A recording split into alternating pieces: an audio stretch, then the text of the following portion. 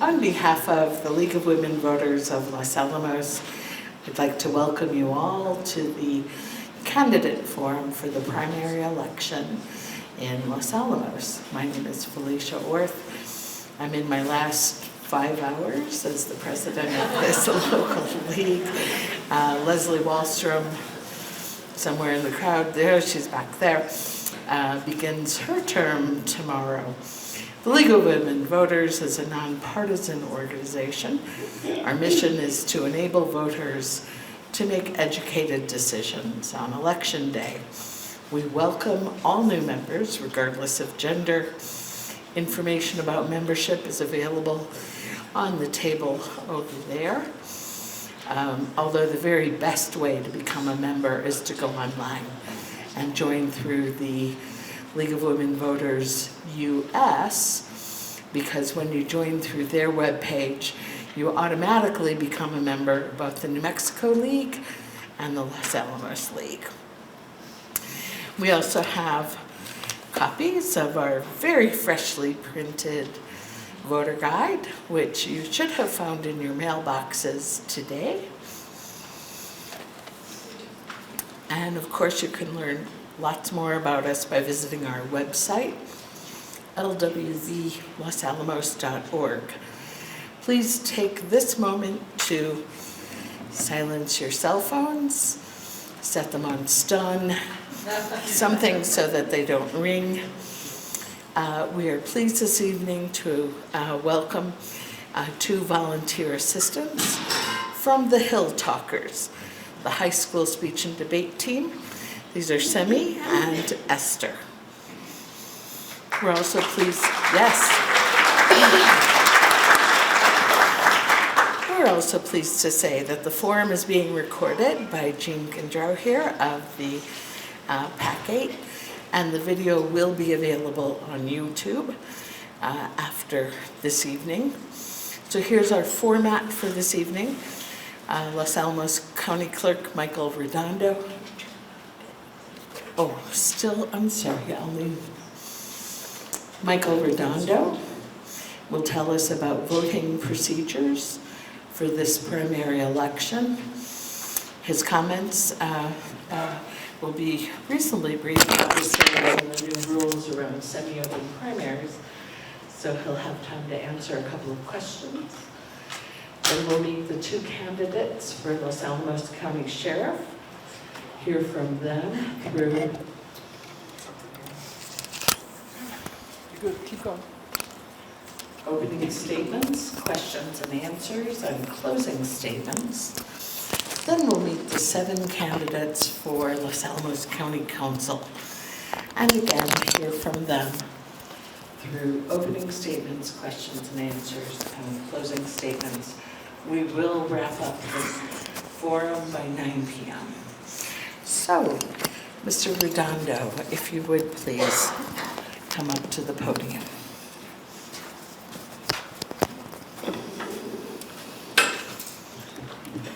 Thank you. I first off would like to say I really appreciate the League of Women Voters for putting this on, all the effort that they do. It really helps us out in the clerk's office.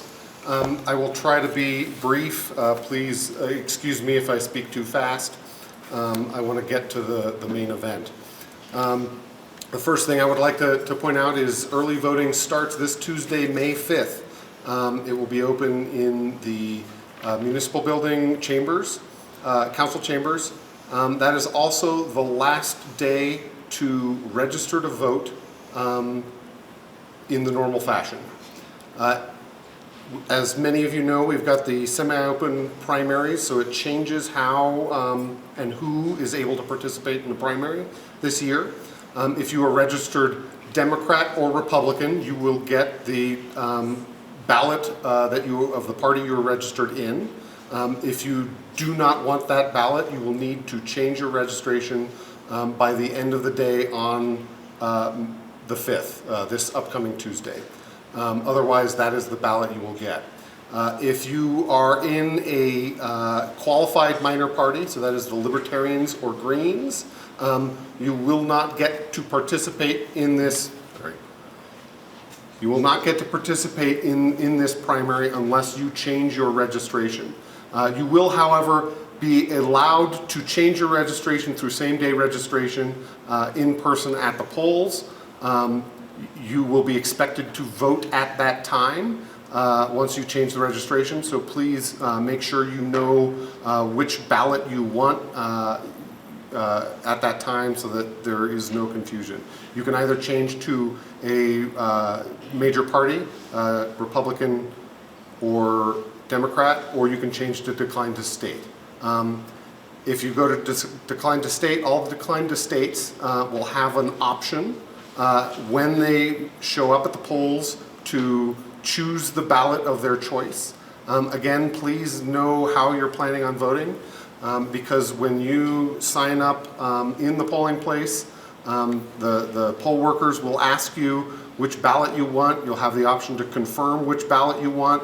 Once you have made that confirmation, it will be very, very difficult to change the ballot. So if you get that ballot, you go to the booth, you look at it and you decide, I don't like these options, I want the other parties, it's too late at that point. So please do your research beforehand. I think that is the most important salient point of that. There is a few differences when it comes to absentee balloting. If you request an absentee ballot as a Republican or Democrat, you will get that ballot. If you are on the permanent absentee list and you are a Libertarian or a Green, you will not get a ballot. If you are on the permanent absentee list and you are a decline to state or one of the 42 odd voters who are in unqualified minor parties, you should have received a letter asking you to choose a ballot.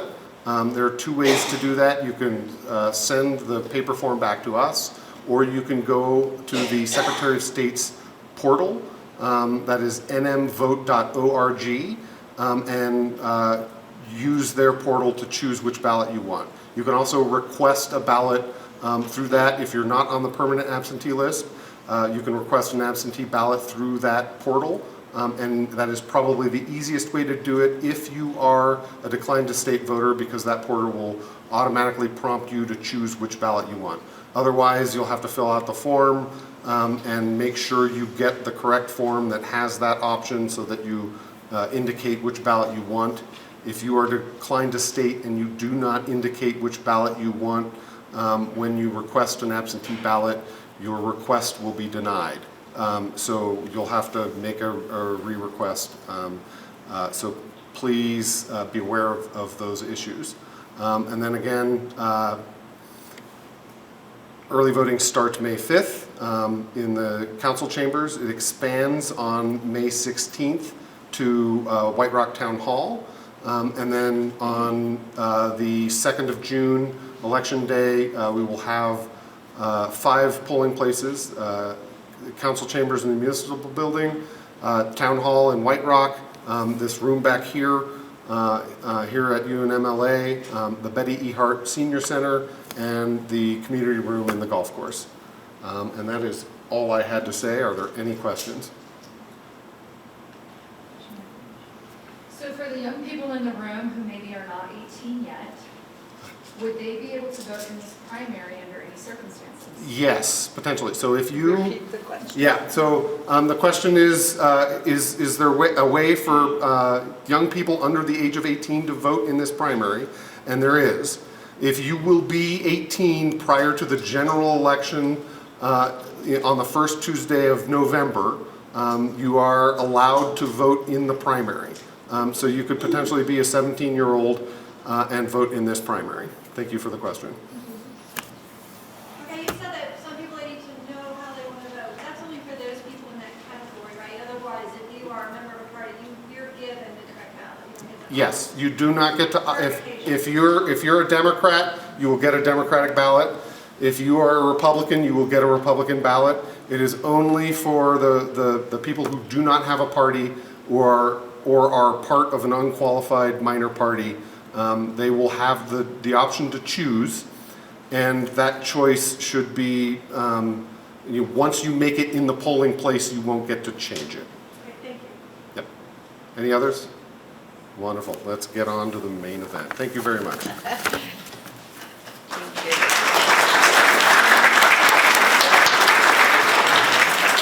Thank you very much, Michael.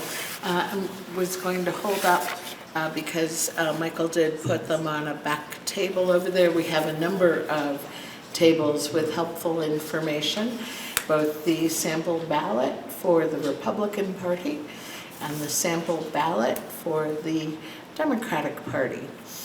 At the back, Wendy Swanson has arranged a number of snacks and goodies for us. There are some logo glasses you can take home. Those were donated. There are magnets with the 411 information so that if you misplace your voter guide, you have the very same information on the Vote 411 webpage, and on a table toward that side of the room, some of the candidates have put out their own information. So, let's move to County Sheriff. The Los Alamos County Charter describes the sheriff's duties this way, and I quote, "The sheriff shall have those powers and duties assigned to sheriffs by state statutes, including the powers of a peace officer, but the sheriff shall not duplicate or perform those duties in this charter or by ordinance or resolution assigned or delegated to the county's police department," unquote. The county sheriff serves a 4-year term. The two candidates in ballot order are David Israelovitz and Antonio Maggiore. Each candidate has 3 minutes for an introductory statement. When they are finished, we will take questions. League board members will choose the questions to be asked from index cards collected by board members and perhaps the Hill Talkers. All questions must be addressed to both candidates. Following the question and answer period, each candidate will have another minute for a closing statement. Please hold your applause until after all closing statements are completed and show your respect by staying courteous. So if Mr. Candidate Israelovitz and Candidate Maggiore would join me at the front.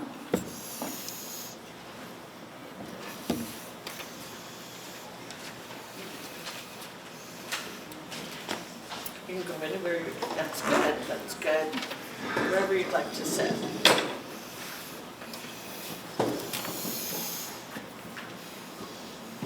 Again, while they're speaking, if you have a question, please write it on an index card and pass it to one of our board members or a Hill Talker. Let's see, go ahead, Candidate Israelovitz first. Thank you to the League for sponsoring this event. My name is David Israelovitz, and I'm running for sheriff to highlight that the position in Los Alamos is superfluous and should be abolished. Not that long ago, I completed more than a decade as a county councilor. So why am I running for sheriff, going to use that platform to try to end the position and put me out of a job? It goes back to my tenure as a county councilor. For 11.5 years, I took my councilor responsibilities seriously, reviewing county operations to ensure the effective use of our taxes. At each budget session, I reviewed the budgets of every county department, including the police and the sheriff's office. I understand the role of the sheriff relative to the police, and more people need to be aware that our sheriff does not do what they would do in every other county in New Mexico. Our sheriff does not perform law enforcement or manage our jails or serve summons or eviction notices.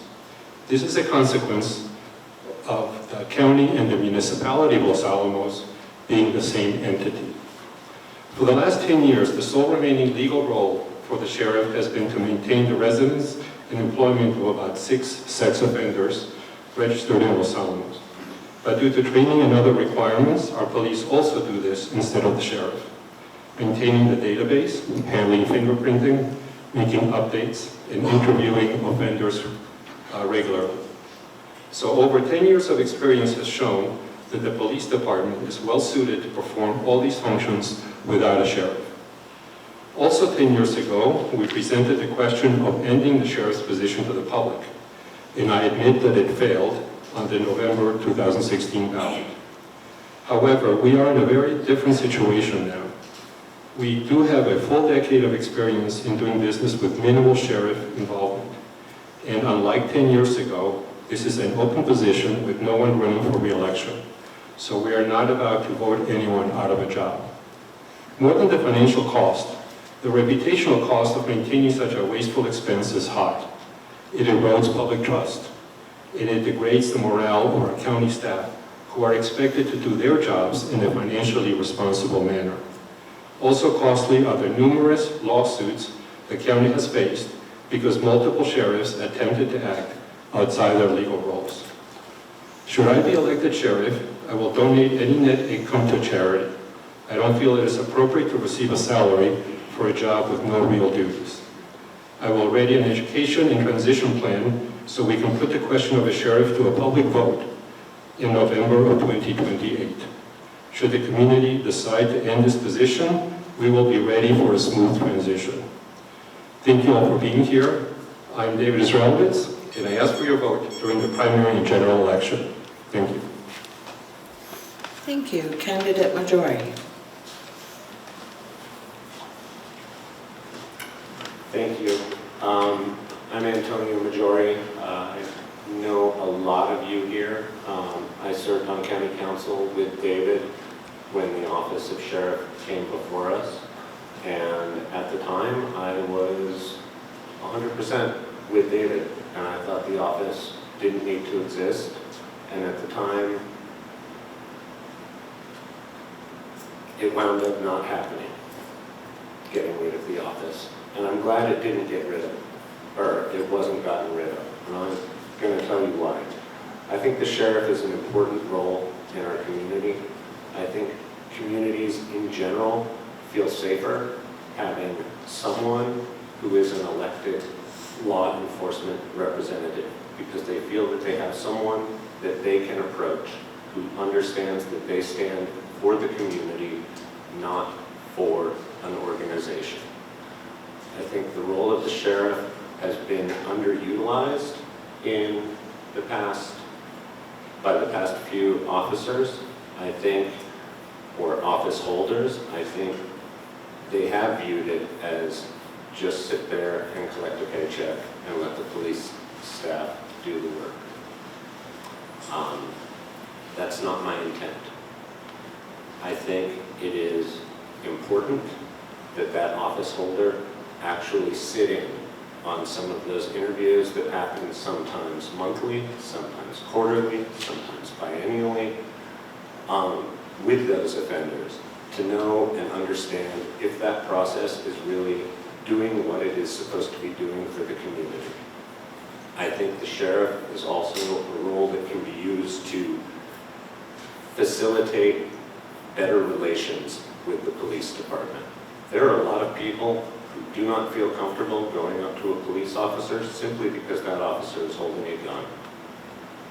Having an elected law enforcement person who is not wielding a gun, who is able to have conversations with the police, I think is nothing but an added benefit. And when it comes to duplicative money and waste savings, $8,000 a year out of a $350 million budget. That argument doesn't fly. And the sheriff should be about strengthening relationships with neighboring communities, getting a seat at the table with surrounding sheriffs, people you may need to call on in times of emergency. And, you know, I am running for this office because I want to do the job. And I want to help. And this is the way I can serve. Thanks. Thank you, gentlemen. People have questions? If you have questions, please hand them to a board member.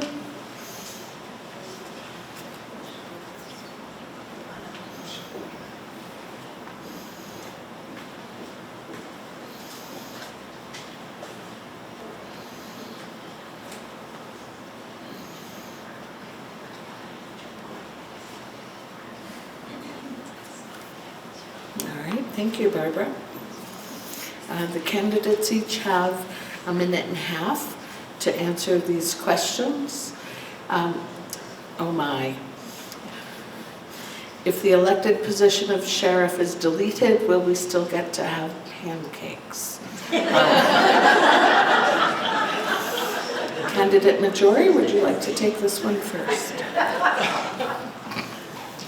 To the best of my knowledge, pancakes will continue. Candidate Israelowitz. I vow to serve pancakes should I be elected. Thank you. What is your long-term vision for the future of this office and its alignment with New Mexico constitutional requirements? Candidate Israelowitz. Thank you for the question. That's actually a great point. There is some confusion in some quarters as to the legality of abolishing the sheriff in New Mexico. But we have a home rule charter which allows us to do things subject to a public vote. So for example, we don't have a county treasurer, we don't have a county surveyor, even though the other 32 counties in New Mexico do have it. So we have actually put this ballot before the people in 2016. It was reviewed by our legal staff. There was no judicial objection to it, so I don't see that there is any problem in abolishing the position of sheriff in Los Alamos County. All right, thank you. Candidate Majori. Can you repeat the question? Yes, sir. I want to be sure I'm answering it correctly. Yes. What is your long-term vision for the future of this office and its alignment with New Mexico constitutional requirements? As far as I'm aware, the only constitutional requirement on the office of sheriff is that it is an elected position. My long-term vision for the office, I think I started to illustrate earlier. I think it's an important community ambassador role. It is a role that can strengthen bonds with neighboring communities. It is a role that can strengthen this community if approached correctly. And I look forward to serving in this role and doing what I can to improve relations not only between the sheriff and the community, but the police and the community. And I think it's important that the sheriff be out interfacing with businesses who may, especially public-facing businesses, to make sure that they have all the knowledge and access to the necessary information and know where to find it. You know, I've heard that repeatedly, that people have wished that the past sheriffs had come into their business and said, I wish I knew how to get this information. I think that's a role the sheriff can fill in this community and should fill in this community. All right, thank you both. This is a two-part question, and I think the questions are related, so I'm offering it as a two-parter. I'll start with you, Candidate Majori. What law enforcement authority does the sheriff in Los Alamos have, and how much land in Los Alamos County is county rather than municipal? I'm going to start with the second part of that question first. In most counties, the sheriff is responsible for law enforcement operations in the unincorporated areas of the county. Los Alamos is a completely incorporated county. We have no areas that draw a separate distinction between this falls under the purview of the police and this falls under the purview of the sheriff. And as was read by Felicia at the beginning of this section, the sheriff has law enforcement duties that are not otherwise prescribed to the police, which means the sheriff is responsible for maintaining the sex offender registry. Full stop. Thank you. Candidate Israelovitz. So we are what's called an incorporated county. We're the only incorporated county in New Mexico. And what that means in layman's terms, which the terms I can understand, is that we're both a city and a county at the same time. So the boundary of the city is exactly the same as the boundary of the county, unlike, say, Santa Fe County, where you have the city of Santa Fe, and you have unincorporated parts of the county, and then you have Edgewood, which is a separate municipality all set aside. So and this is a crux of the issue. There are no parts of the county that are where law enforcement is not conducted by the police department, or other way, the police department is in charge of law enforcement at every square yard of the county. The founders of Los Alamos County understood that you could not have a sheriff and a police department that had such an overlap of positions. So they were very explicit that the sheriff would not perform any law enforcement, as well as the county could actually assign other roles to the police department. That's in this kind of the second phrase of the charter. So for example, about 10 years ago, summons and evictions and those types of civil notices were delegated to the police department and taken from the sheriff. Thank you. All right. Thank you both, gentlemen. Let's move. We want to make sure we leave plenty of time for the number of county council candidates. Let's move to closing statements. Candidate Majori, would you like to begin? I stand before you humbly asking for your vote because I want to do the job. I see value in the job, and I think this community benefits from having this position. It may not have benefited from past office holders. That's not a reason to get rid of the office. And in the age of rising authoritarianism, getting rid of any elected office is just bad form and a dangerous precedent. I'll leave it at that. Thank you. Candidate Israelovitz. Thank you. We all have a certain romantic Longmire TV show view of the sheriff. If your car breaks down in a remote part of Rio Arriba County, a sheriff's deputy might come to your rescue. But our special county structure has made our sheriff position irrelevant. Our sheriff does not fight the bad guys or monitor sex offenders or keep crooked politicians at bay, or even help you change your tire. I have visited the Los Alamos Sheriff's Office, and I believe the computers there have not been turned on in years. From my time on council, I know that a sheriff that is looking for something to do just leads to drama, and more seriously, at least 2 lawsuits at the county level. I've reviewed the Los Alamos Sheriff position in detail from budget, public safety, and legal points of view. It is now time for the question to be brought to the citizens of Los Alamos for their review and final decision. I ask you for your support in this endeavor. Thank you again. Thank you, gentlemen. Let's thank our candidates for sharing.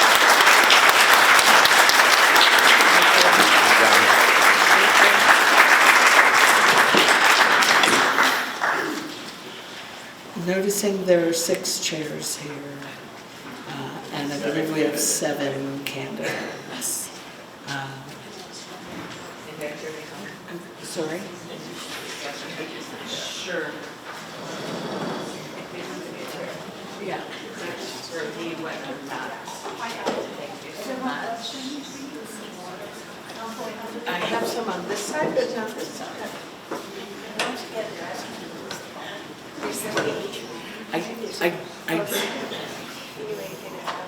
I don't, all I can do is lean in, sorry. All right, so the Los Alamos County Council is the county's governing body and was created by the Los Alamos County Charter. The council consists of 7 members elected at large for 4-year staggered terms. 4 seats will be filled in the 2026 election by the 4 candidates receiving the most votes. The County Council generally holds 2 regular sessions per month, plus 1 work session. Its members also serve as liaisons with the county's boards and commissions and other governmental entities. I also understand there's a lot of homework. The 7 candidates who have filed for the 4 positions include 2 Republicans, Jason Chappell and Eric Stromberg, and 5 Democrats, Steve Lynn, Joseph Granville, Teresa Call, David Hampton, and Melanie Han. Again, I'm reading that in ballot order, although there are, again, 2 ballots. Each candidate, again, has 3 minutes for an introductory statement. We'll take questions again on the index cards. All questions will be directed to all candidates again, and then there'll be another minute for each candidate to make a closing statement. Again, please hold your applause until the end. So if Mr. Chappell, Mr. Stromberg, Mr. Lynn, Mr. Granville, Ms. Cull, Mr. Hampton, and Ms. Hand would join me up at the front.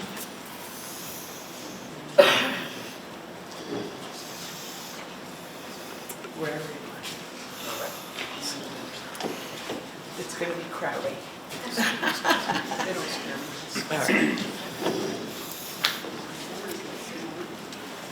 We're going to have to sit shoulder to shoulder on the council days too. What? Okay, thank you. You guys okay? I think so. All right. Terrific. We're going to start with the 2 Republicans, again in ballot order for opening statements. Mr. Chappell, your opening statement, please. Wonderful, thank you. First of all, I'd like to thank the League of Women Voters of Los Alamos for inviting us to the venue tonight. I'd also like to I'd also like to thank UNMLA for allowing us to host this event here tonight. For those of you who don't know me, my name is Jason Chappell, and I am running for County Council. I moved here approximately 4 years ago in December. It was a cold day, but as it gets up here. I currently work as an assistant store manager at Smith's Marketplace here in town. During that time, we've seen growth in our store. We've gone from one way to another way, and we've done really good things, I believe. So that's something I want to do in the county. I'm definitely leaning towards transparency with the community, giving our people, our community members a voice. I'm also wanting to work on spending, make sure we're being fiscally responsible with our monies, and I also want to help support small business. Thank you. Thank you. Candidate Stromberg. Thank you. My name is Eric Stromberg, running for County Council, and I came here 13 years ago and loved it. My dad was in the Army, and so we moved, I either have no home or the whole world's my home, one of the two. I was born in LA, but it was the one on the West Coast. And so when I came here 13 years ago, well, hey, I'm in LA. This is pretty cool. So I've been on the Board of Public Utilities for 6 years. When I came here and I applied to the Board of Public Utilities, they said, well, why do you want to be on the board? And I said, well, I'm a single guy, and it'd be a good way of getting involved in the community. In Texas, there's a phrase that I have no idea what it means, but it's boy howdy. Boy howdy. And this was a way to get involved in the community. It is just astounding what it takes to keep the electrons flowing, the fluids flowing up the hill, the fluids flowing down the hill. It's just amazing. It's been a great experience. I've worked with the county councilors, the liaisons, and I got to tell you, it's been a good experience. I've worked with county legal, worked with the county clerk, the comptroller's office, and so pretty familiar with government. And what been on board for 6 years, we don't always seem to have the information that we need to make decisions. I mean, the staff creates agenda, we look at the stuff, and sometimes we think, well, I would like to know a little bit more about this, or I'd like to know a little bit more about what the community thinks about this. We get surveys. I really appreciate it being a timekeeper, that's great. We get surveys, and sometimes there's not very many respondents. And that's a little frustrating because we think, well, what really is the community thinking? And we think, are we representing the larger part, thank you, the larger part of the community? There's one time I was speaking and they said stop. I stopped mid-sentence, I just stopped. You know, it's pretty cool. But in any event, what is the community thinking? We have received surveys that seem to indicate one thing. Sometimes the questions aren't asked properly. So what do I want to do as a counselor? I really want to get in touch with the community and have an open door and get the most feedback I can possibly get from the county. So, you know, that's what I'm here for. That's what I want to do. Thank you very much, and thank you for timekeeping. Thank you very much. Candidate Lynn.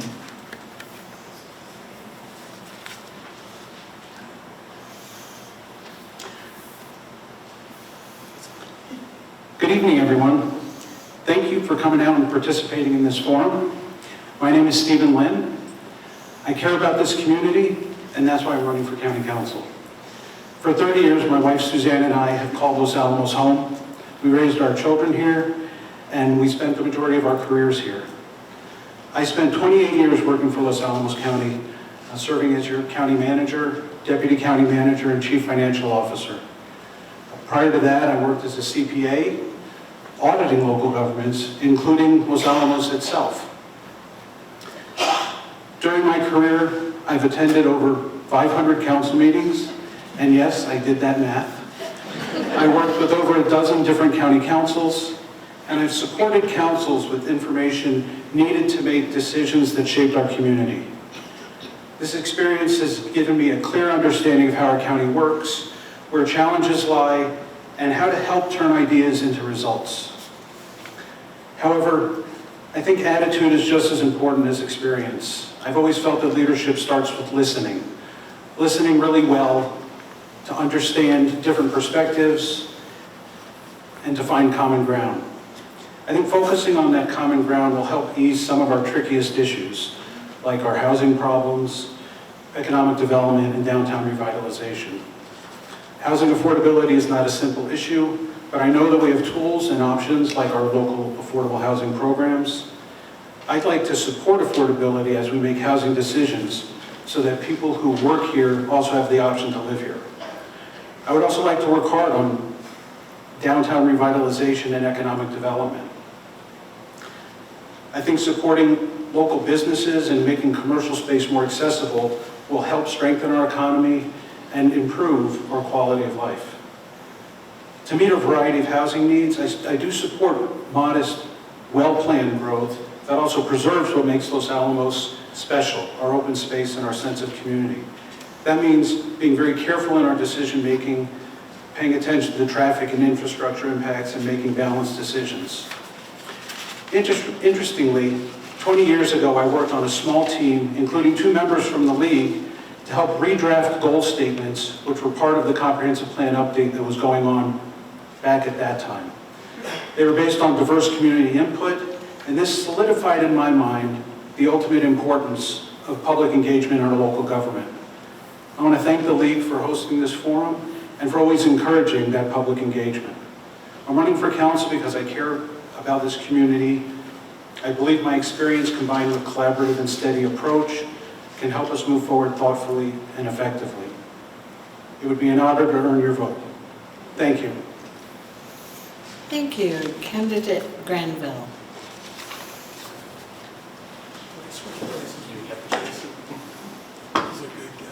Musical chairs. Thank you. Mic check, check, check, check. Good evening, and thank you to the League of Women Voters Los Alamos and UNMLA for hosting this. My name is Joe Granville, a lifelong Democrat, and I'm running for Los Alamos County Council. Los Alamos County is well served this primary. Every Democratic candidate in this race is qualified and capable. What I'd like to share tonight is where I think my experience and perspective differentiate me from my fellow candidates. Firstly, my experience. I am the non-lab partner in our family, so my experience is a little bit different. I worked for over 20 years in the transportation industry, first as a driver, logging over 1.5 million miles. Then as an operations manager for a Dallas area delivery company, and then I finished my career as the CEO of High Desert Delivery in Santa Fe. My early working years were in construction. Roofing, framing, drywall, painting, all the glamorous aspects of construction. I know what it is to work hard and for low pay and for no benefits. I returned to design and construction in my 50s, getting my associate's degree when I was 52 years old. I worked as a design associate for a remodeling company in Santa Fe, and most recently as a technical sales advisor at Positive Energy Solar. My experience working with architects, project managers, and builders is a skill set we need to efficiently build the housing that we need in this community. The other thing that differentiates me as a candidate is my perspective. I'm of an age where many of my contemporaries are planning for retirement, but my home is a place where my son's middle school friends play Dungeons and Dragons, and their parents are our closest friends. Regularly interacting with folks across a range of ages has given me insight into what's important to these people. I've found great purpose in serving the community. I've been a member on the boards of Little Forest and Family Council. I served as Los Alamos County Sheriff from 2019 through 2022. And I am currently volunteering at the Purdy Charter School, helping out Miss Montoya's kindergarten class, where I'm regularly asked if I will be staying for snack time. I believe that our services should meet the needs of the community and should be done in a fiscally responsible way. And I'm Joe Granville, and I would appreciate your vote. Thank you. Thank you. Candidate Cull.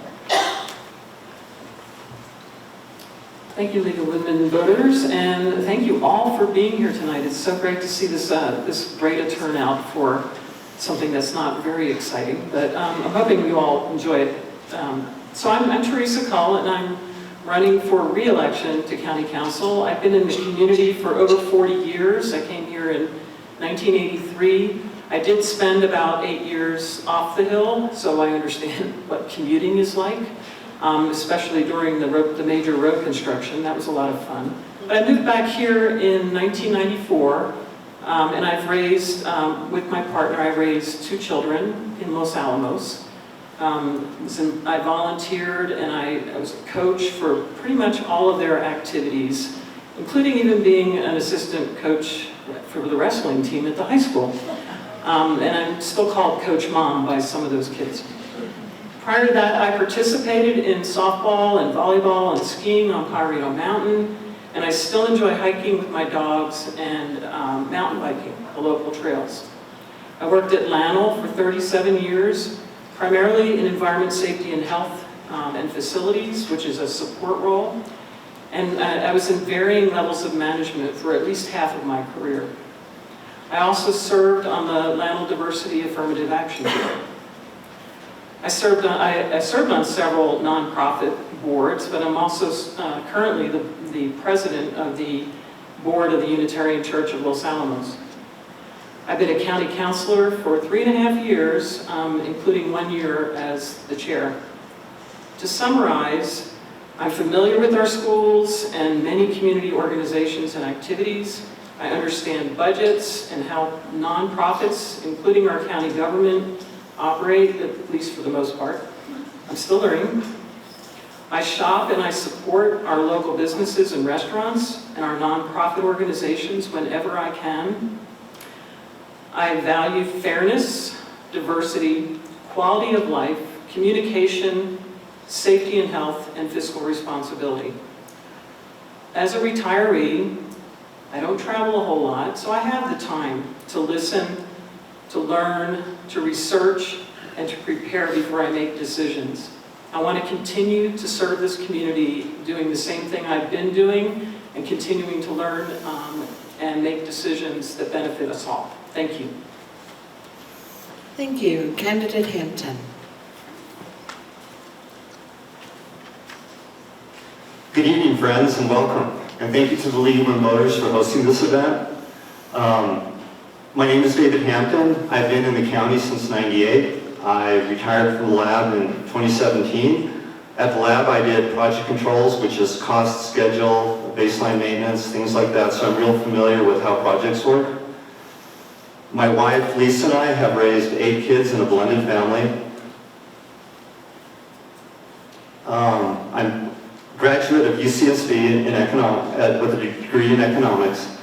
I'm currently serving on a wide range of boards, including Planning and Zoning, Planning and Zoning Commission, Environmental Sustainability Board, Transportation Board, Personnel Board, University of New Mexico LA Advisory Board. You guys all heard of this, I think. Anyway, so I'd like to take, and a few nonprofits too.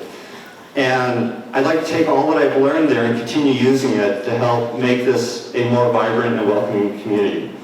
And what I mean by that is housing is a passion for me. So I want to continue to work on increasing housing availability and affordability. My ideas primarily revolve around changing the development code so that building housing is easier to do. I also am focused on economic development because they kind of go hand in hand. And I'm looking forward to using the MRA tools and LEADA tools that have been established by previous councils to help establish the public-private partnerships we need to revitalize downtown. Another one of my focuses will be obviously transportation, because if the town grows, we're going to need to revitalize our public transportation and other means of transport. We need to beef up our cycling infrastructure and the bus system. We're exploring microtransit. We had a successful pilot with that, and we're looking forward to moving forward with that again, and to provide a bus service for people who need it on weekends and after hours. I'm also passionate about increasing access to behavioral health resources. I'm really excited about what the Health Council has done for the Community Health Action Center. So, along those lines, I hope you enjoyed this evening and look forward to seeing you at the polls. Thank you. Candidate Hand.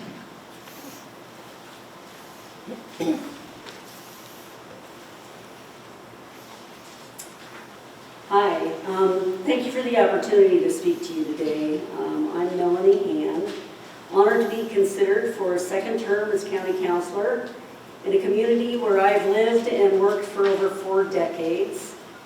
Rather than repeat my background, which is available online, just search on Melanie Hand and you'll find things. I wanted to share some of the principles that guide my work as your county councilor. So my campaign motto is simple. It's move forward hand in hand together.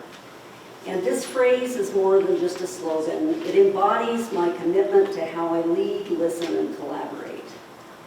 Hand in hand together reflects my belief that progress is a shared effort. When we work hand in hand, we build a resilient community prepared for whatever lies ahead. We move forward by including people in conversations, encouraging participation, and creating a safe space to speak up. No one should hesitate to share ideas that can improve our community. Innovation thrives when people feel supported, not silenced. I believe in communities that uplift each other, solve problems creatively, and remain grounded in compassion during challenges.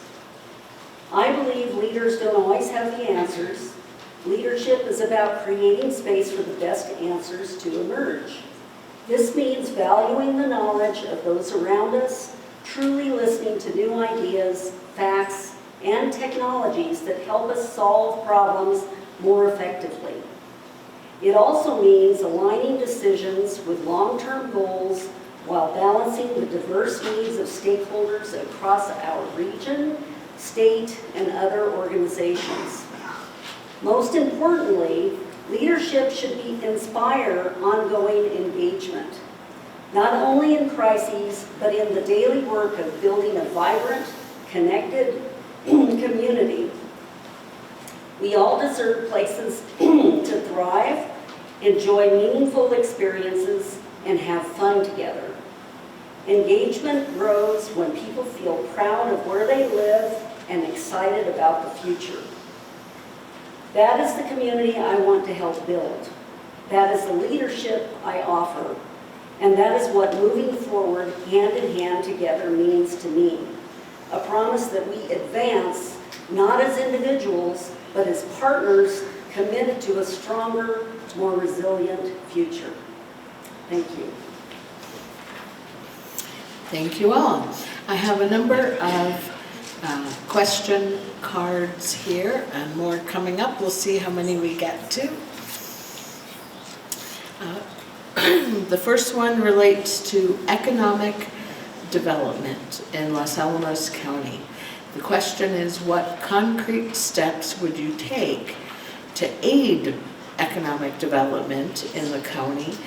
And in your answer, if you could name policies or procedures you would work to change, and any direction you would give to county staff to help them work on these changes. Candidate Stromberg, let's start with you, and every candidate has 1.5 minutes. Okay, thank you. Economic development, tough one. What I would do is, working with the small businesses, what I think the best thing we could do is have a county liaison assigned to, and I don't know if it would be a full-time position or a part-time position, but a lot of times when you have a small business, and I've had small businesses, you don't quite know what to do. You don't know how to get started. And it's a maze, because you have to have stuff in the building office, and you have to talk to all the different departments. By the time you think you have one thing done, something else comes up, you have inspectors. And so what I would want to do is have a county liaison that would be a go-to person who could help businesses navigate the maze and, you know, cut through all the noise and get established. Thank you. Thank you. Candidate Chappelle.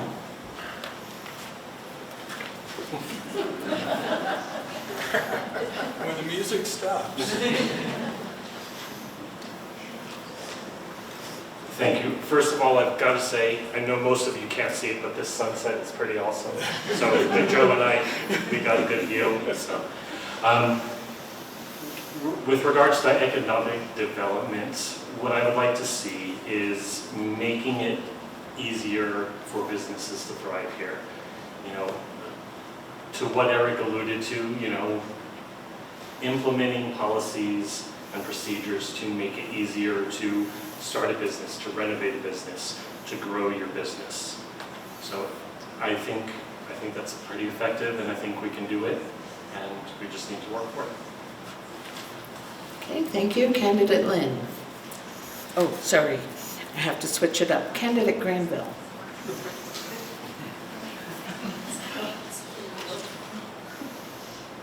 So with economic development, I have a couple of areas that I would like to see us work as a council and work within the county infrastructure. One is, if we're looking to build housing, we're bringing more people into town and we're creating more demand for the businesses that are already here. I think that one of the things I've noticed over the years is that we have a real identity. We bring in thousands of people during the day. They work, they have lunch, and they leave, right? So if we could get a bunch of those folks to stay here, then we're going to help our businesses out that way. This is a little unconventional, but when we talk about tourism, there's not a lot really to do. We're really proud of our town, and there's a lot of nice outdoor things to do. But one idea I have is sports tournaments. I know that we'll be going to Durango next weekend, and there'll be 400 or 500 people in town buying food, staying at hotels, and finding other things to do with their time when they're not playing soccer. So those are a couple of ideas I have. Thank you. Candidate Cull. Yeah, so economic development, we've already got some things, some tools in process that the council has been working on and the county have been working on the last few years. The metropolitan redevelopment areas are important, as well as the LEDA process where we can provide public-private partnerships with private businesses that will hopefully support and enable them to expand their businesses or to even develop vacant properties like Merrimack, for example. There's also county-owned properties that the county can look at developing in ways that support economic development within the community. And then this year, we're going to be looking at some key chapters in our building code in Chapter 16. We can really scrutinize that and maybe offer some ideas for redeveloping at least policies that could redevelop our community. My biggest frustration is how long it takes to get things done. And if there was some way we can speed things up, I think that would be probably one of the best things we could do. Thank you. Thank you. Candidate Hampton. So while the goal is a sustainable small business environment, redevelopment in a town even our size without public-private partnerships is almost impossible. So as some have already alluded to, and I did in my opening statement, I'm looking forward to using MRA tools to try and provide this that include tax abatement, tax increment funding, and that's where in exchange for future gross receipts tax and property taxes that we'll be getting, we give the developers tax breaks while they're getting established. So, and also, we mentioned LEDA too, so looking forward to using those to help get downtown redeveloped. Thank you. Candidate Hand.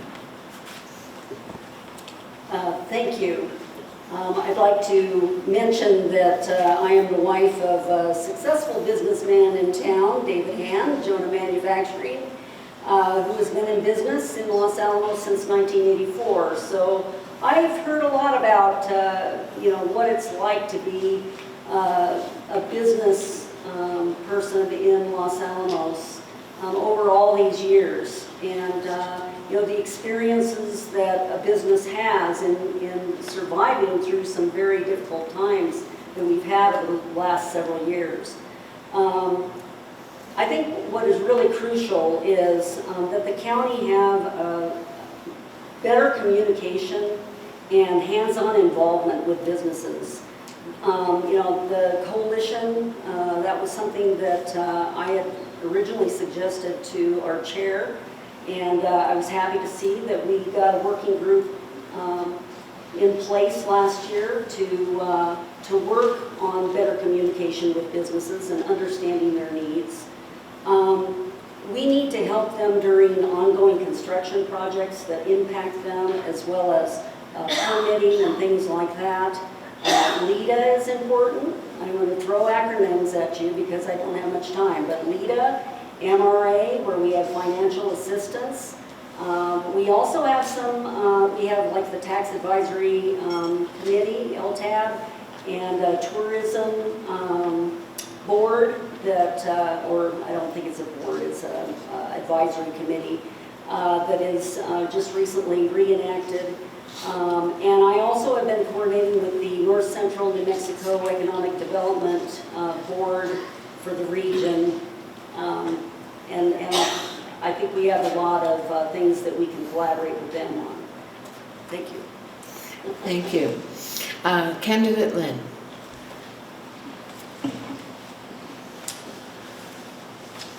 Thank you for this question. It's a really important one. I think given the unusual nature of our economic marketplace, using tools that really enhance public-private partnerships are vital. As mentioned by others, our local Economic Development Act, the Metropolitan Redevelopment Act, and our locally adopted plan, these are things we need to use their maximum potential. With staff, I would ask them to be more proactive. I would ask them to solicit proposals from developers within specific business sectors. I, for one, would like to see more dining in the downtown. If that's something we could facilitate through these processes, I think it'd be a great result. I also think there's opportunities to explore other tools. These are issues that, while our specific environment might feel unique, I'm sure we could learn from others and find a few other tools out there that we haven't used yet. So those are the things that I would pursue. Thanks. Thank you all. So the second set of questions, and we have several questions on the same theme. It's about housing. And I'm going to read the questions so that you can take one side of the coin or the other as you choose. What is the single most effective action council could take to make housing more affordable? What would you do differently from others to drive real, radical, and progressive changes in housing in Los Alamos? But if there are 2,500 new housing units already approved, this would be 3,000 to 4,000 new residents. Isn't this enough for the physical size of our town and the quality of our life here? Candidate Stromberg.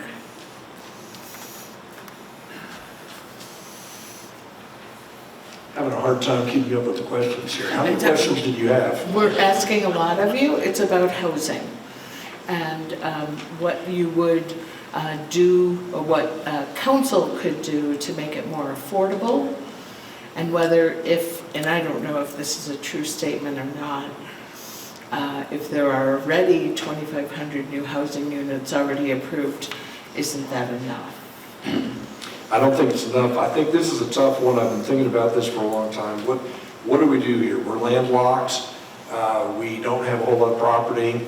And so when we do housing, is that single family homes? Is that multiple family homes? The cost of construction here is extraordinarily high. So I think somehow we need to get more land. Maybe one possibility on that is to work with landlords to see if they have any land that they can cede to us, and see if we can get developers to build housing. But again, construction costs are high. What can council do? We need to really roll the shirt sleeves and talk about what we can do, because this is a very, very tough question. 2,500 more, 3,000 more people, what's it going to do to quality of life? It's going to give us a lot of challenges. Like if we need more schools, for example, Lennell's got 3 schools over here they're leasing. Can we kick them out and get our schools back? That's a good question. So I've got 30 seconds left. So a very tough question. We're landlocked. We need to figure out what to do. We get more housing up here. The housing is going to be expensive because of the construction costs. What can council actually do to bring those costs down? You know what? I don't know. But I'm willing to work with all of the rest of the councils to see if we can figure this one out together. Okay. Thank you. Candidate Chappelle. Thank you. When I first moved to Los Alamos 4 years ago, my biggest fear was finding a house, finding a place to live up here. Fortunately, one of the people I worked with knew someone, and someone knew someone, and I found a house within 3 weeks. I rent, but that's okay.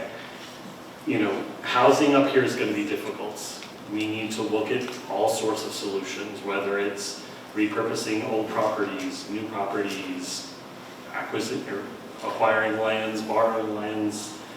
It's a very hard issue to encompass, but if we can make it work, we can grow our town. Thank you. Candidate Cole? Thank you. You know, to answer the first question about the single most effective action to make affordable houses would be to build affordable houses. That's the only thing I can think of. I mean, this is really not a single answer to a problem.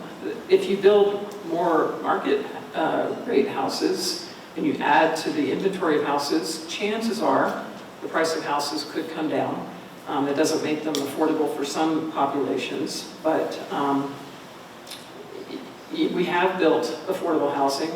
There are 2 new units, 2 new facilities on DP Road. We're working on another huge project on DP Road as well. We're doing a partnership with a private firm for some 9th Street housing. So there's a lot happening, but there's still more that can be done. And I mean, the real question is, does everybody want to live in Los Alamos? I don't think so, but there are people that would like to live here and be able to afford to live here if they could.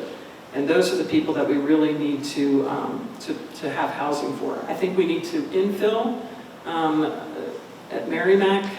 I'm opposed to trying to get any more land from government agencies. We've been told by the lab we're not going to get more. I don't want us to build up into the mountains. That takes away our community. So there are a variety of solutions. Some are radical and some aren't. Thank you. All right, thank you. Candidate Hampton? So as Councilor Cole said, the single thing we can do to increase the supply of affordable housing in town is literally to build more housing. That's how other communities are building out of the same crisis that we have. And the best way to do that in our county is to re-examine Chapter 16 of the Development Code. And one of the first things I did when I got on planning and zoning in January of 2023 is to ask staff to bring back Chapter 16, which had just been approved, to reevaluate parking minimums, accessory dwelling units, housing setbacks, minimum lot sizes, minimum housing sizes, all these things, because over the years we've restricted most of our housing supply to single-family residential, and also, as others have said, we have nowhere else to build at this point. One of the things we also asked staff to do is to redo the comprehensive plan, because the current comprehensive plan is based on moderate growth, and we're way past that. We have high growth, so we're looking forward to them finishing that and moving forward to bringing Chapter 16 proposals back to us. Thank you. Thank you. Candidate Hand? Thank you. One thing I want to mention is that, to define affordable housing, you need to determine what affordable housing is. And that terminology often means low-income housing. And I'm not sure that we're always, thinking of affordable housing as low-income housing, but we're talking about workforce housing. We're talking about housing that people in our community can afford to live in based on their incomes. Basically, we have many efforts going on right now, and we're looking at new creative ways to collaborate with developers to develop situations where maybe there's some assistance for housing in the community for different levels of income. How much growth is too much growth? Well, or how much is too much housing or growth? Well, for our comprehensive site plan, the last one we did, the citizens really felt that moderate growth was what we desired for Los Alamos. DOE and Los Alamos National Laboratory started to grow quite a bit, and so we had more demand. But that's subsiding. They are kind of peaking right now. So we need to also think about how that impacts our infrastructure. Thank you. Candidate Lynn? So when I think about the single thing we can do that will help with affordability, I think is to maximize the leverage we have with any projects that involve county-owned land. When it's just a private development going on, our options are limited. When there's county or public land involved, typically we then have a seat at the table, and we can use our affordable housing programs. We can actually donate county land depending upon the terms of those projects. So that's the thing I think about when I think about really making housing affordable. I definitely think we need to focus on infill and redevelopment. Again, our open spaces are very important. In terms of the 2,500 units that are currently approved, I think back to that last major housing study that was done by the county, and I'm pretty sure the demand that was indicated there was higher than that number. So I'm not sure that 2,500 is quite enough, but again, the concern about those impacts on quality of life and traffic, I think when they do occur, they need to be carefully reviewed and managed. Thank you. And Candidate Granville? So there's a few things that we can do. One of the costs that builders typically take on with any project is going to be the infrastructure costs, the plumbing, electrical, gas, and sewer, and then any roads that are going to be needed for the community. That's something the county can take care of. We could do that as an incentive. I think really affordable housing looks like modular housing, and not mobile homes, but modular prefab housing. And the advantages are many here. One is that it requires almost no skilled labor. You know, the houses are built off-site, they're highly efficient and they're cost effective. You know, $100, $200 less than stick-built houses now. The advantages are that they're inexpensive to move into, and they're low maintenance for the lifetime. So if we're looking at getting teachers and some of the other county workers and people moving in, we don't want to burden them with something that is going to be high maintenance and is going to demand high utility bills over time. So those are my ideas. Thank you. We had two questions on the county's climate action plan. One was whether you support it, and the other is whether you believe it will bankrupt the county. Candidate Chappell.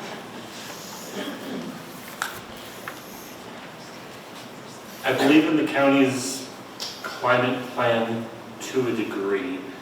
I don't believe we need to overly regulate and say you need to do X, Y, and Z in order to accomplish it. I don't think we should pass the burden on to our taxpayers. I work in a grocery store. There is a plan currently being worked on to, bring bagging expenses, or to have citizens pay for their bags. It sounds like as a retailer, it sounds like a good idea. It's one less expense I have to pay. But do you want to pay it? You shouldn't have to pay it. If we implement that kind of policy, the consumer, the taxpayer is going to have to pay for it. So that's my thoughts on that. Thank you. Candidate Stromberg. Climate action plan, I agree with it in principle. I think that it may be a little bit too aggressive. What I believe is, well, if we could learn how to live in space, that would be perfect, but let me explain that. If we learn how to live in space, what we're doing is we're living in a biosphere. Nothing goes in, nothing goes out. And so we have to be responsible for absolutely everything that we do. And so I think if we learn how to do that, we would learn how to live on Earth. And that's what we need to do. We need to be sustainable, but we need to be sustainable for the whole planet. We don't need to be, what I object to is when we think we're being sustainable in a small context, but we're throwing our issues over the fence to someone else's backyard, like the Belgian Congo, Indonesia, Ecuador. I could go on and on and on. So what we need to do is we need to bring critical thinking into this, and we need to be sustainable for the whole planet. But yes, I do agree that we need to do that. I'm very serious about that. Thank you. Candidate Hampton.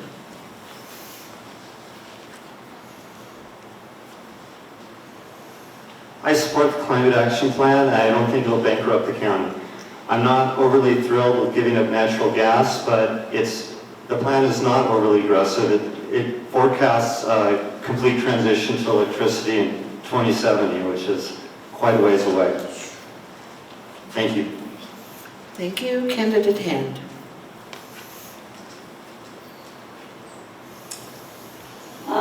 I approved the climate action plan as being a part of county council. But I believe that this should be a living document, and we need to continually look at the plan and base the recommendations in that plan on new information and new opportunities, such as plastic recycling. I think we can go much bigger than just a plastic bag ban.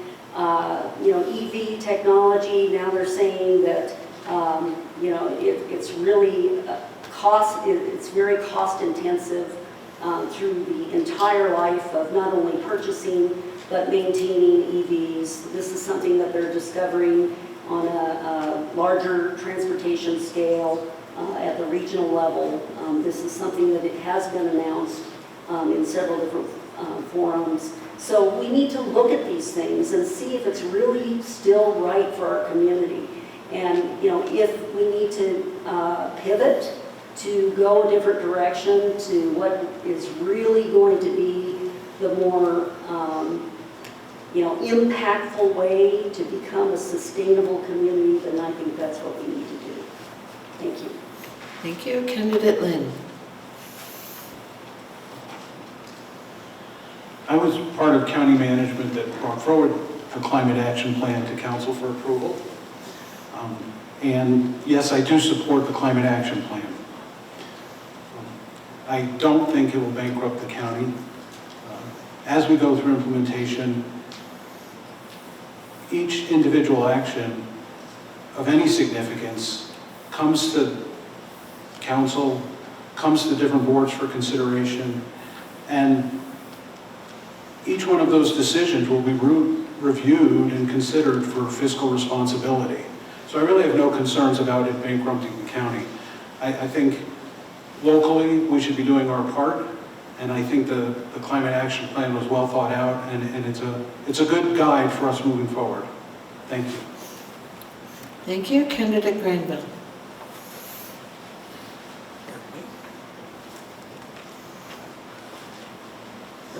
So I support the climate action plan, and I don't think 30% reduction in greenhouse gases is overly ambitious. I think the problem is that you have to have some momentum built up. It's been 10 years since people started talking about plastic bags, right? They took care of this in Santa Fe. Santa Fe's still floating, right?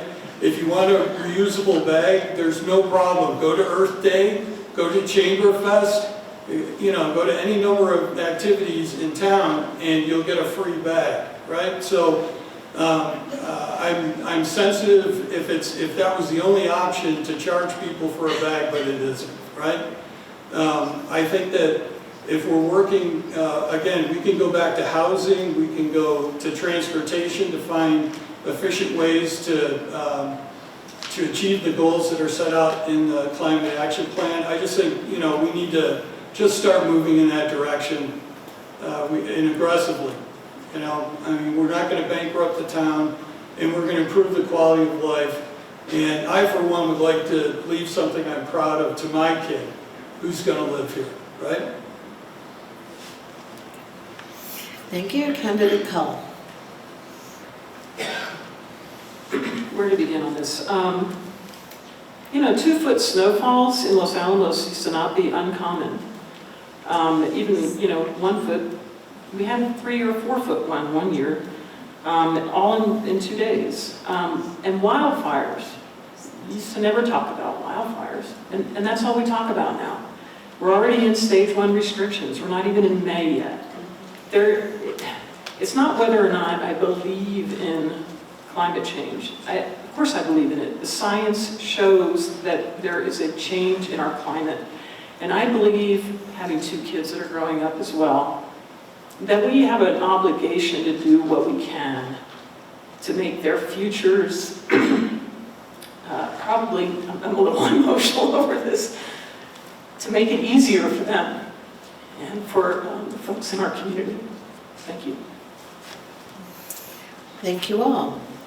Our next question is what you believe the county should do with the Baker House, it's on Bathtub Road, and the old WAC dormitory, was recently used as a meeting place for the Christian Scientists across from the Unitarian Church. Candidate Stromberg. So let me read the question. What would we do with the Baker House on Bathtub Road? And also dormitory. I think what would be wonderful to do with Baker House would be to have and I'm not as familiar with this as I should be, but have it as a part of the, if it's not already a part of the Los Alamos tour, and have it county, is it already a museum? If it isn't, it should be.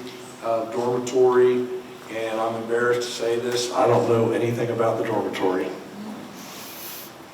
think during World War II, the Unitarian Church was the men's Army officer dormitory. Christian Scientists across the street were the women's dormitory. You know, that 100 yards was really gonna cut down on mischief. Candidate Chappelle. Thank you. I consider myself a history nerd. So when I see old buildings, when I see old infrastructure, I like the idea of being able to preserve our history. It allows us to tell our story, and I'm all for preserving it and, keeping it for future generations. Okay, thank you. Candidate Hand. I believe that we need to preserve these different areas of our town that have historic value. I've seen and approved the various plans for the WAC dormitory, and I've also been involved in the Baker House discussions, and I believe that we just need to preserve that as much as we can for our future. Candidate Lynn.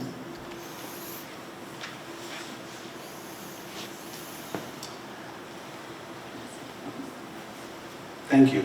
I was very interested when the county acquired the Women's Auxiliary dorm facility, and it was really interesting watching the process and hearing the discussion about maintaining it from a historical perspective, but also putting it to good use.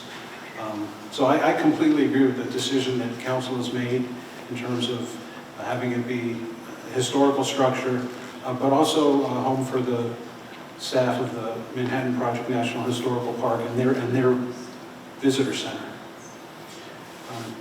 So I have similar thoughts for the Baker House. Again, it's an important historical structure. I think it must be maintained as a historical structure. But I would like to see it be a county visitor center. I think it's a perfect location and could serve that role well. Thank you. Okay, thank you. Candidate Granville. I think we should turn them into affordable housing. I like Stephen's idea because there's a co-benefit to maintaining historical structures and then making them alive, not just sitting there waiting for someone to come in, but have a purpose behind them. Thank you. Candidate Cull. Yeah, I think we certainly need to preserve what's remaining of some of our history in this town. Tourism is important, and if we can figure out a way to actually steer people to some of these facilities in a better way, I mean, I think it would help boost tourism. The WAC dormitories, kind of interesting, and I think there are just the old bathrooms are kind of interesting, and they should be preserved just because they're interesting to look at, and I can't even imagine taking a shower in one of those.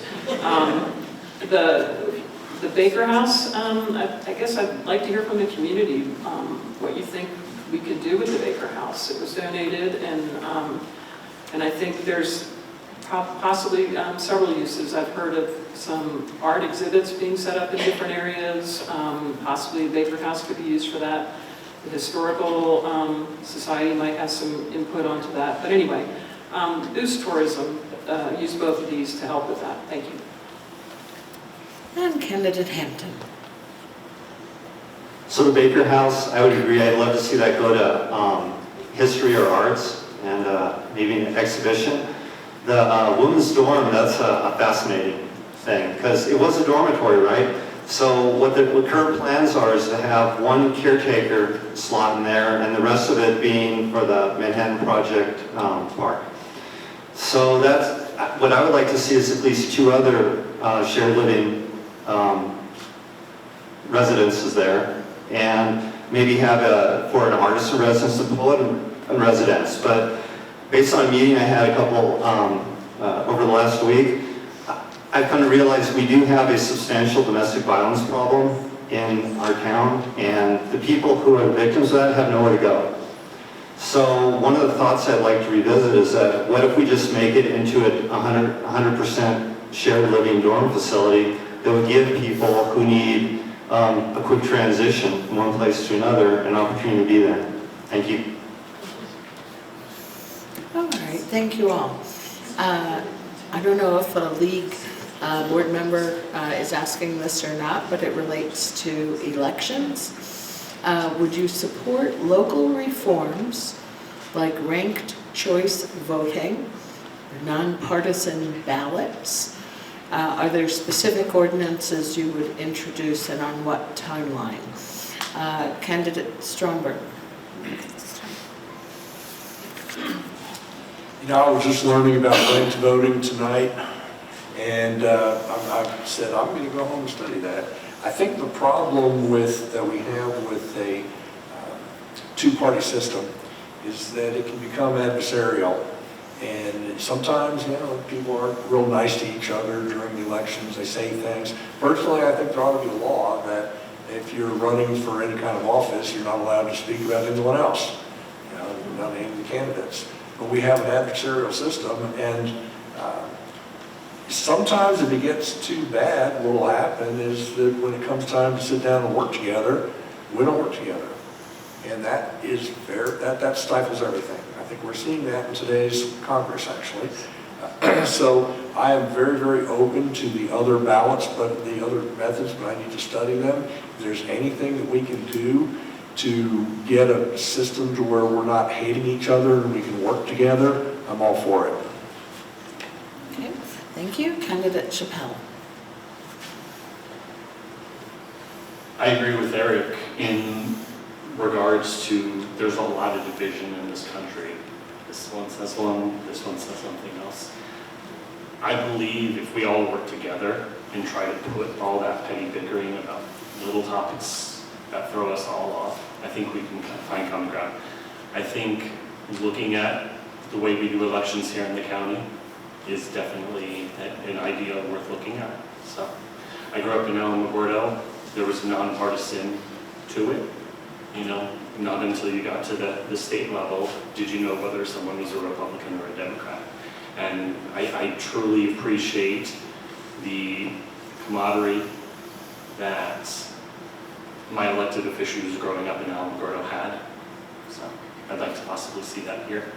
But to that point, I don't know if there's a line of division between us on the local level. but I'd like to see us work together more often. Okay, thank you. Candidate Lynn. Thank you. I do know that a lot of our election process is controlled by state statute and the Secretary of State. I'm not really certain how much control we could have locally. Having said that, I'd be very open to having conversations and discussions about a variety of voting options. I think they're all worth discussing. I don't have any strong preconceived notions about any of them specifically. I know that when the county discussed charter review 15 years ago, the idea of an alternative like ranked choice voting was discussed, and I don't believe that committee brought that forward. But I think it's, again, something interesting to explore, and I'd be open to all of it. Thank you. Thank you. Candidate Granville.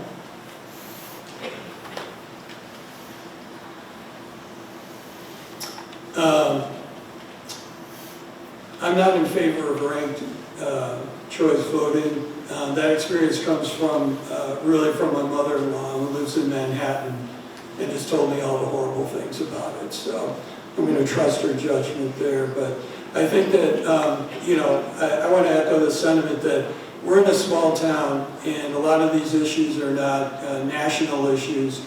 We're talking about trying to get things done in a cooperative way.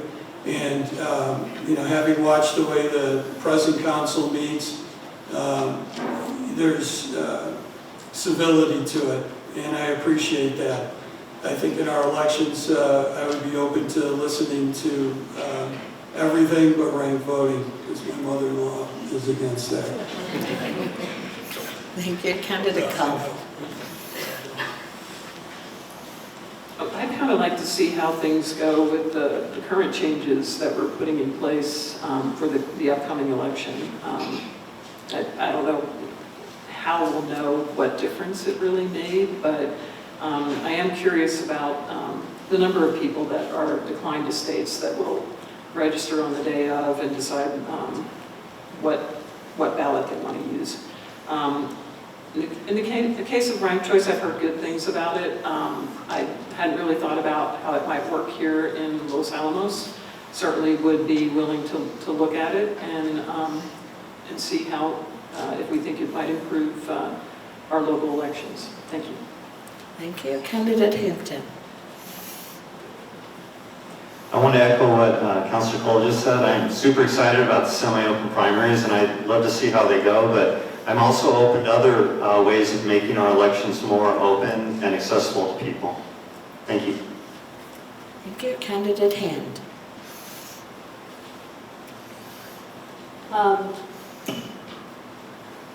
I support the direction that New Mexico is going to allow all parties to vote in the primary and general, and also have the ability to vote for whomever you want, regardless of what party you are. So I hope we're able to do more of that, so we have a better understanding of, really where we stand from the very beginning, and not become so divided with the two general parties. Okay, thank you. We have time for one more question, and then we'll hear closing statements. So the final question is how you would come to know, capture, if you will, the input of county residents besides the input you receive through public hearings and council meetings. Candidate Chappelle. So transparency is a big thing for me. I've been on the transportation board with David for just about a year now, and I've come to learn a lot of the things that have been voted on, or I'm sorry, that are coming to us, have already been signed, sealed, and delivered, for lack of a better term. Getting the community involved from the very beginning, from when it's assigned from a department head or the county manager, I think that would be an amazing way to get more people involved. And I think we can do that. We just need to let people be involved, say, hey, this issue is coming up, let's talk about it. Okay, thank you. Candidate Stromberg. Actually, I thought about setting up a table at the entry of Smith's. You know, as people walk in and say, hey, you know, tell me about your life. Yeah, how do we get to the county? How do we get people involved? You know, the county government they've got a website, they have lots and lots of information, they put things out in the paper, but still it takes people effort to say, hey, you know, how do I do this? How do I get in touch? How do I sign up for newsletters? Where is the website? What do I do?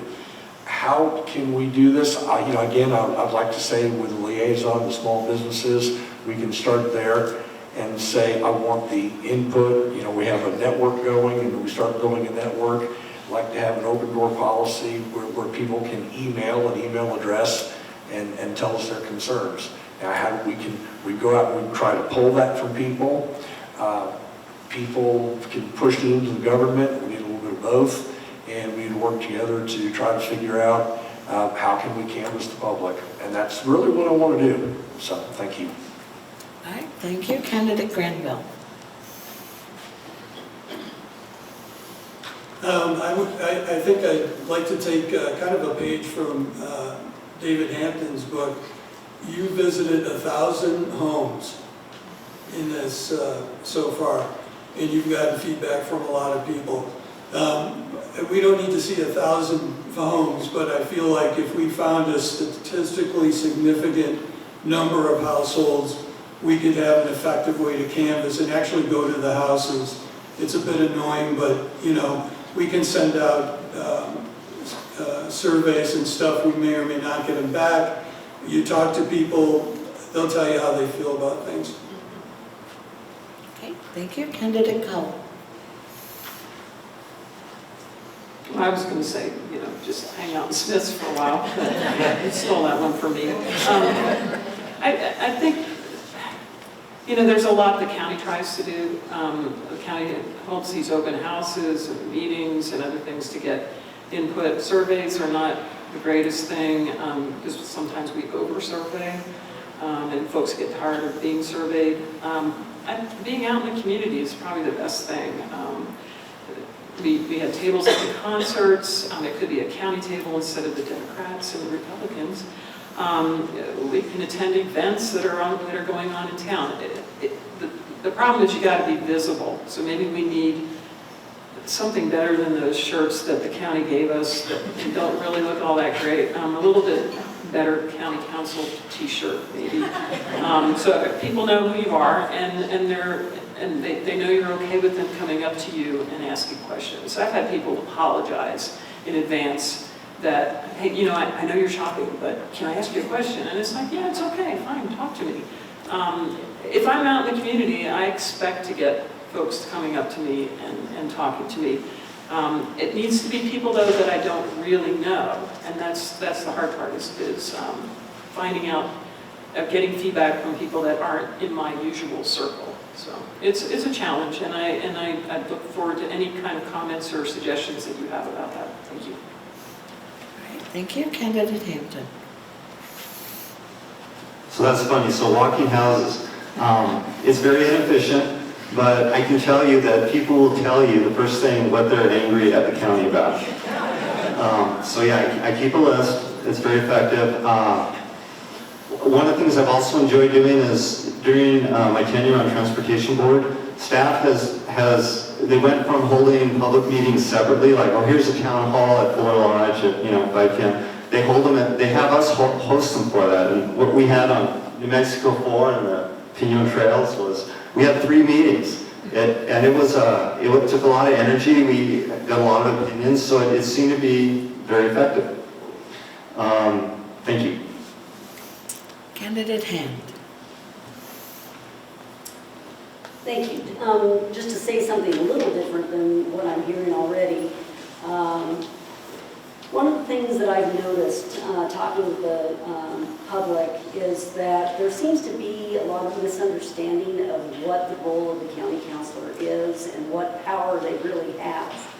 And, you know, many of the things that are brought to my attention are more operational types of problems, you know, or project information type issues. And we, you know, county councilors, they're policy makers. And we can refer information to the county manager. The county manager is the one who actually directs the county staff to, you know, work on, you know, something to do with a project or, you know, an issue with a pothole or whatever.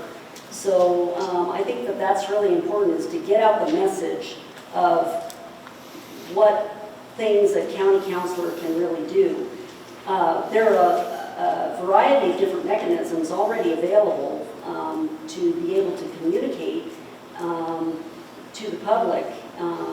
You know, we've got town halls, we've got booths that we have at the farmers market, you know, and the rodeo, etc. You can petition, you can go make public comment at any of the meetings, and on and on and on. All right. Candidate Lynn. As I mentioned in my opening statement, I think that public engagement is really what makes our government work well. So I think anything we can do that solicits more input is a good thing. I also think a balanced approach helps. I know the biennial survey that we do, the value there is it's statistically valid. And I think it's really helpful when we look at strategic planning. People have mentioned this, we do a lot. I think we can do more and try to focus on areas where people subscribe, things that create more efficiency in that input process. I think another big thing, and this was already mentioned, I just think showing up, being out there in the public more, and being more recognizable. You know, so maybe then, rather than the bland white shirts, maybe they should be tie-dye. Thank you. Like it. All right, let's move to closing statements. Each candidate has 1 minute, and I'm going to just switch up the order entirely. Candidate Cull, would you like to kick us off, please? Sure. I feel really lucky to live in Los Alamos.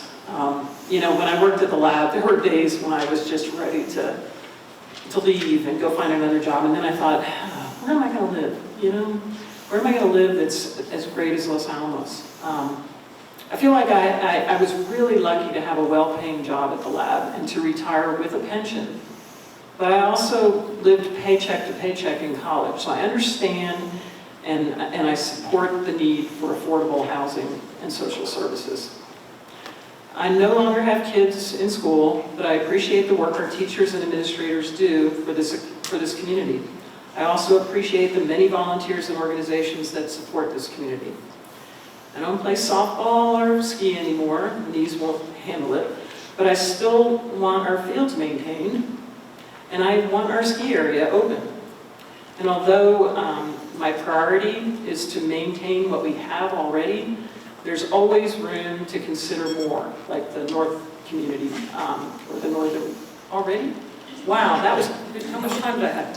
Anyway, I thought I still had a minute and a half. Anyway, I would like to continue to serve this community on the Los Alamos County Council, and I humbly ask for your vote. Thank you. Thank you. Candidate Hand.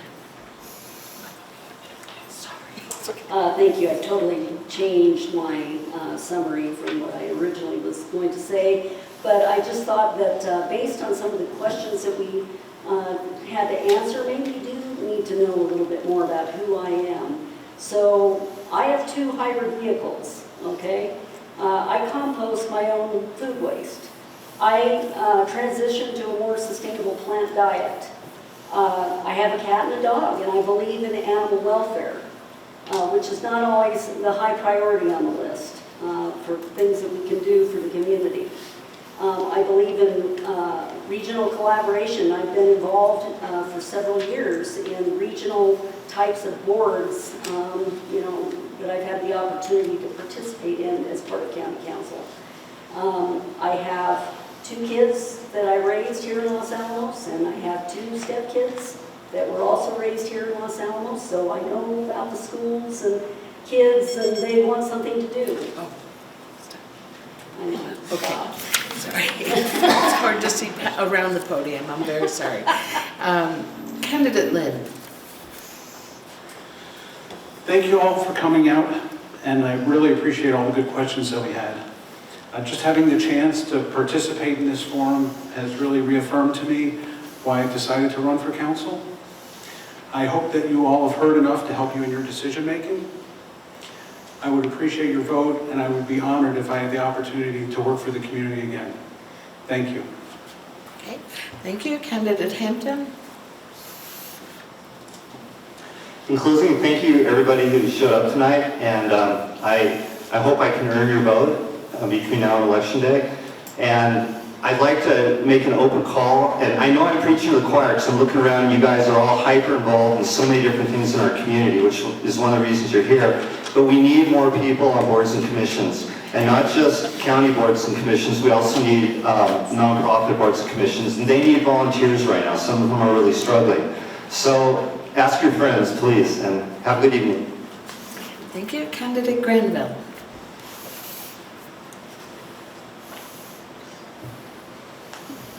I love living in this community. My family loves living in this community. We bought a house that no one else would touch. We spend more money than I care to admit to bring it up to standard.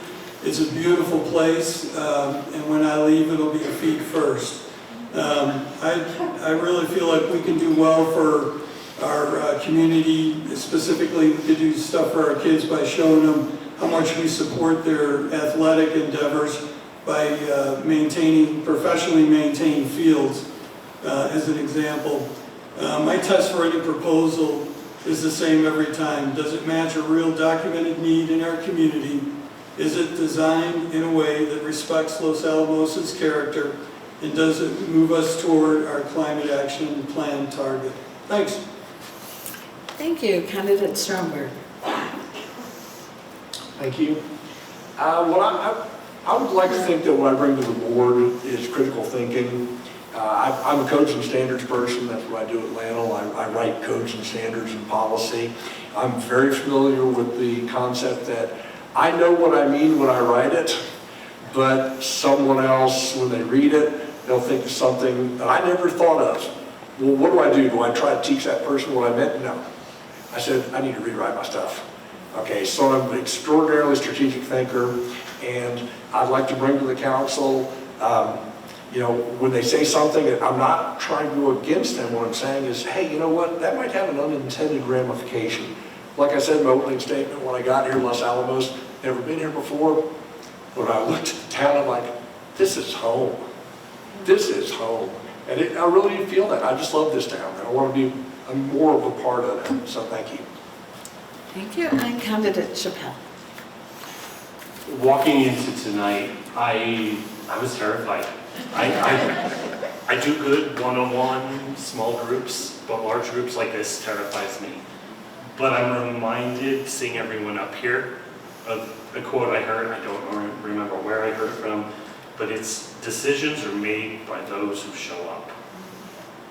By us showing up, we're starting a conversation. We're trying to reach the population. I want to bring communication and transparency and smart ideas to our community to grow our community, but I also want to do it in a practical, smart way. So I've got some stuff on the back table if anyone wants to look at it. So, thank you. Let's thank all of our candidates.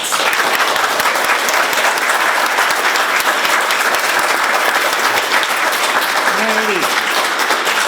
We're bringing it home just a few minutes before 9.